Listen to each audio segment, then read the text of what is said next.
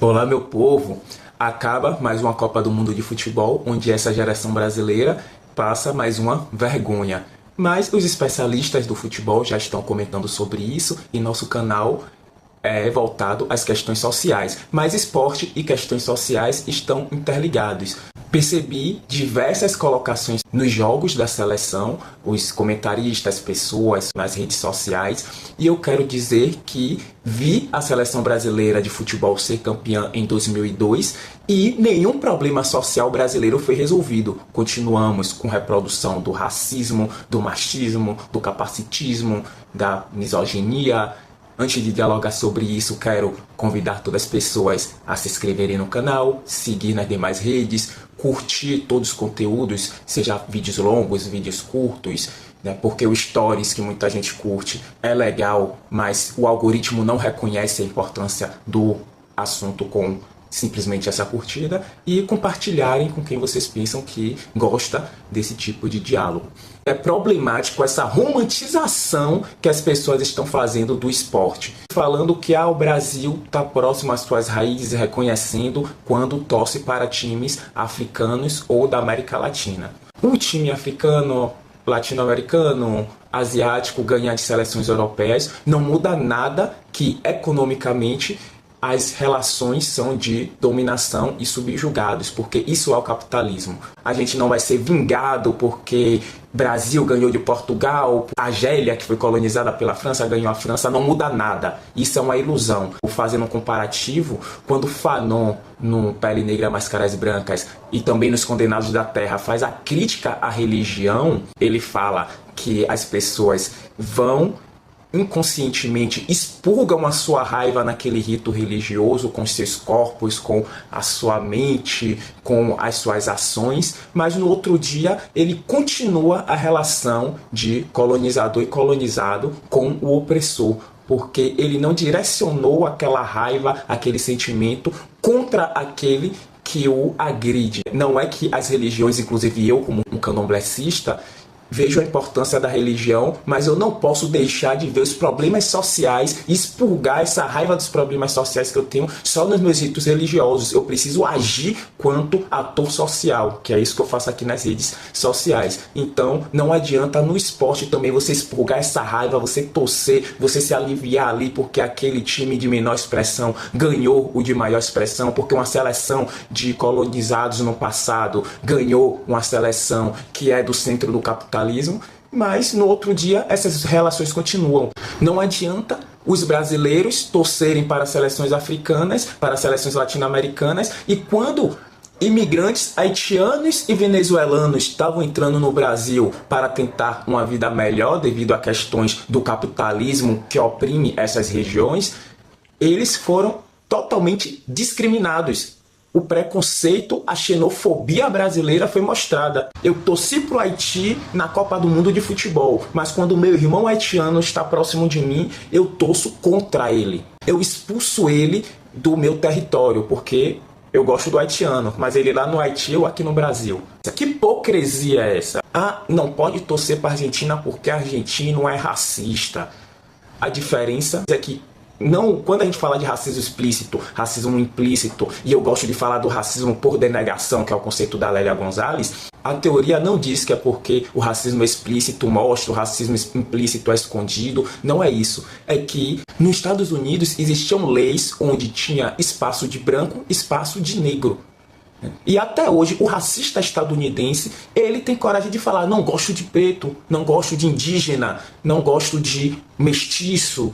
Como o argentino, o racista argentino, que não é todo o povo argentino, tem muito argentino também que luta pelo bem dos grupos subalternizados. Podemos citar o Maradona no futebol, que era uma pessoa voltada às questões sociais e que lutava contra essas opressões. Não é todo o povo argentino que é racista, mas os racistas argentinos falam que são racistas mesmo, mostram: não gosto de preto, quero longe de mim. É assim que os racistas de verdade agem. Inclusive o racismo estrutural, muitos não se reconhecem como racista, mas quando está em um momento de confronto com o outro, age de forma racista, falando da aparência. Mas então não vamos torcer para a seleção brasileira, porque eu não posso torcer para o argentino que é racista, não posso torcer para a seleção europeia, porque por mais que eles tenham jogadores negros e torcedores negros também, que muitos não conseguem comprar o ingresso, por isso que a arquibancada fica branca, inclusive de torcedores brasileiros, você assiste jogo do Brasil, só tem branco na arquibancada, porque os negros não têm o dinheiro para pagar o ingresso. Vamos ver como nossa sociedade também é racista de uma forma diferente. Aqui eu tô com a camisa do time que eu torço, Vitória, e no jogo Fluminense e Vitória no Maracanã, uma mulher branca discriminou uma mulher negra falando do cabelo dela, mostrando o cabelo liso, a branca mostrando o cabelo liso para a mulher negra torcedora do Vitória. E o que é que vocês falam sobre isso? Então vocês que dizem que não pode torcer para a Argentina porque só tem racista, mas torcem para o Fluminense, vão deixar de torcer para o Fluminense por causa disso, porque tem essa racista? Vocês que falam que não gostam de racista, vai deixar de torcer para o Grêmio por causa daquela mulher que discriminou o goleiro Aranha? E diversos outros exemplos de racismo que eu posso citar aqui no futebol brasileiro. A diferença é que no Brasil, espaço de negro e espaço de branco por lei não existiu. No Brasil, espaço de branco e espaço de negro é delimitado pela condição econômica. Ah, mas tem negro rico que também sofre preconceito. Sim, mas esse preconceito é daqueles racistas que também existe em todo lugar, que tem orgulho de ser racista, que fala que é mesmo, mas tem aqueles racistas que excluem pelo jeito de olhar. Eu, como homem negro, já tive espaços que eu me senti mal só pela forma que estavam me olhando. Pela forma que você vê as pessoas não quererem encostar em você. Então não é só uma lei que proíbe você de entrar naquele espaço que faz você não querer estar naquele espaço. Capitais simbólicos do Pierre Bourdieu, mais uma vez trazendo o capital cultural. Às vezes você está num espaço que existe toda uma norma não legalizada, mas sim de acordo entre os indivíduos que frequentam, que você, por não ser daquele grupo social, não entende aquela norma, não aprendeu a agir com aquela norma. Então quando você está naquele espaço que você vê todo mundo agindo de uma forma, mas você age de outra e é olhado diferente por causa disso, você se afasta, você não quer mais frequentar aquele espaço. E é assim que o racismo por denegação age. O racismo brasileiro é assim. O racismo brasileiro é: eu me deito com pessoas negras, mas a partir do momento que eu brigo com essa companheira, o primeiro insulto que eu uso é o preconceito racial. É falar que ela tem o nariz feio porque tem o nariz negroide. É falar que ela tem o olho feio por ter um olho que nossos indígenas aqui têm, mas também que é muito associado aos asiáticos. Quando a branca tem os lábios grossos, quando o branco tem os lábios grossos, ele tem um lábio carnudo. Mas quando a negra, o negro, tem os lábios grossos, ele tem a boca de chupar. E vocês sabem o quê? Perceba como o nosso racismo funciona. Vocês vão deixar de torcer porque existe o racismo também no nosso país, só é de forma diferente, porque pra gente a cor negra, a pessoa negra só serve pro esporte, só serve pro esforço físico. O racismo brasileiro, eu chamo minha empregada para almoçar comigo, mas quem vai lavar o prato é ela. Se eu passar por trás dela e me roçar, foi sem querer.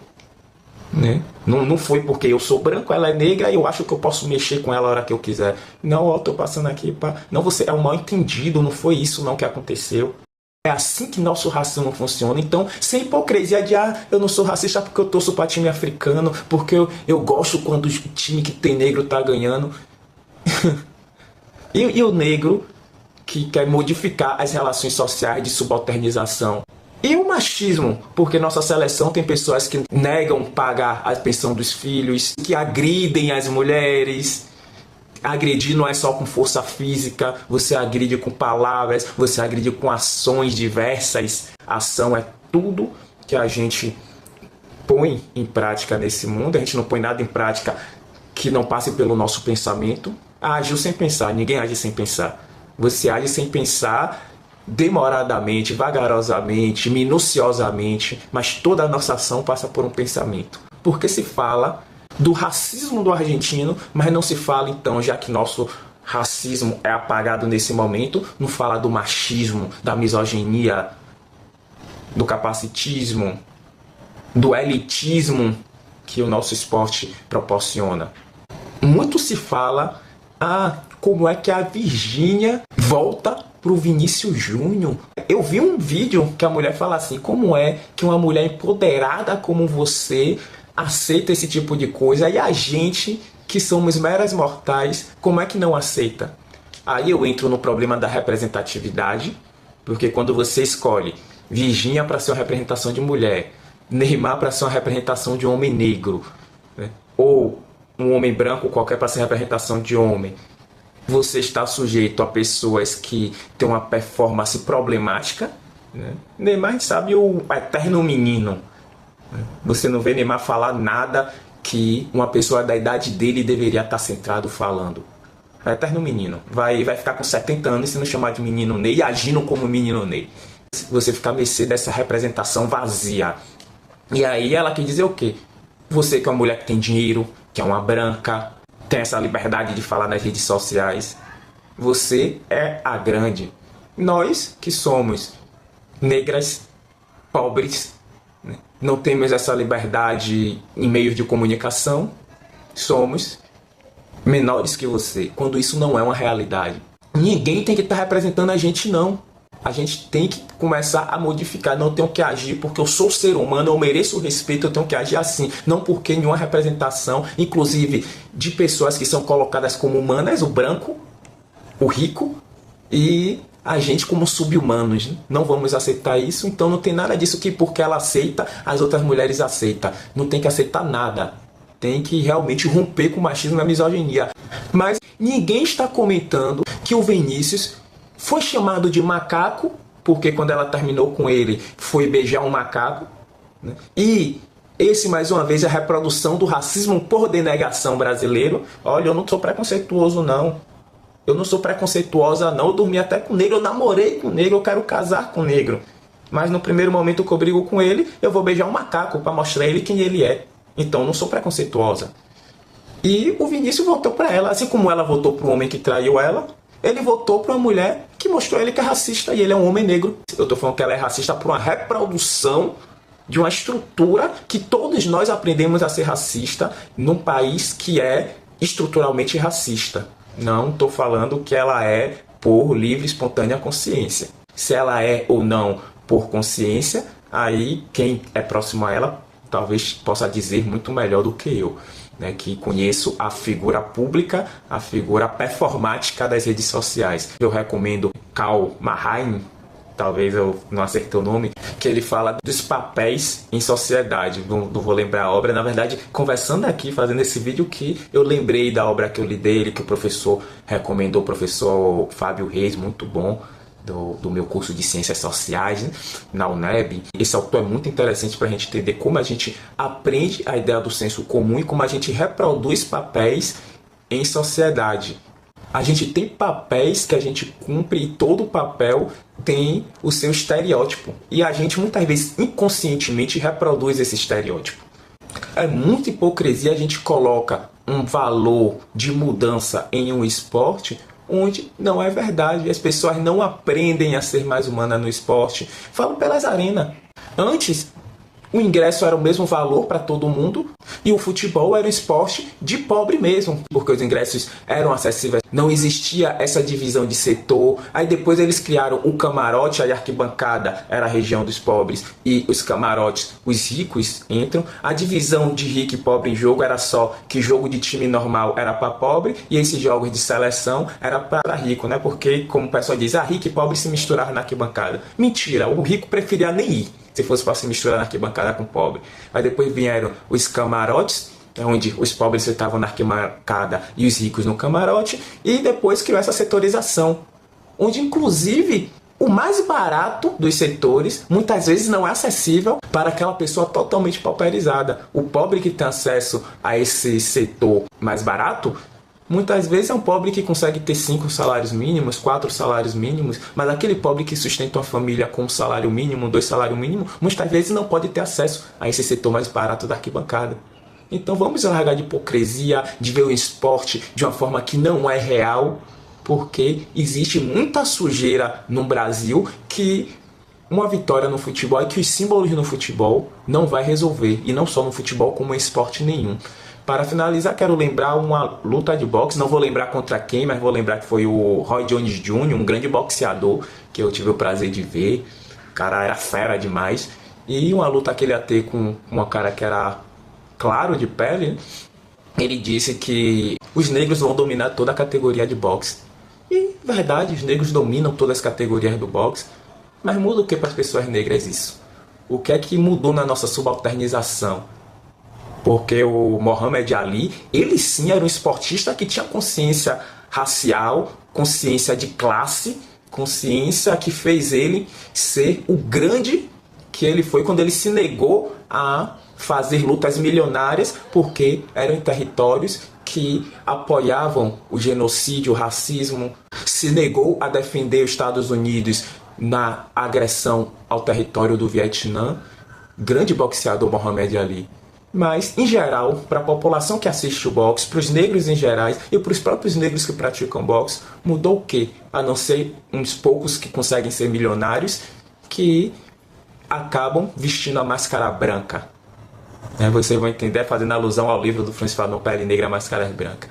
Muda em quê? Nós precisamos agir na educação da nossa população e não de uma ilusão automática de uma união, de uma quebra de preconceitos que não existe, que é mentirosa.